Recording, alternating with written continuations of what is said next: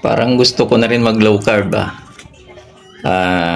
sa itong bahagi ng mga pag-iingat natin sa katawan.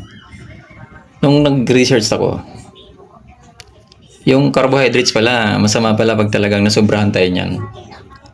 Kasi yun yung cause ng magkaroon tayo ng diabetes at saka hypertension.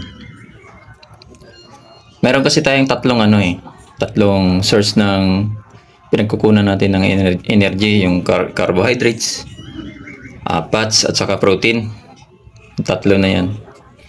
Ngayon, pag pinagsabay mo yung carbohydrates saka yung fats, ang una niyang tutunawin, yung carbohydrates, i-reserve niya yung fats. Kaya mangyayari, pag napadami yung kain mo ng fats, napadami din ng carbohydrates, lagi niyang tinutunaw yung carbohydrates. Kaya nangyayari, tambak lang niya yung fats, kaya yung iba tumataba. Ngayon, gusto kong mag low carb kasi mas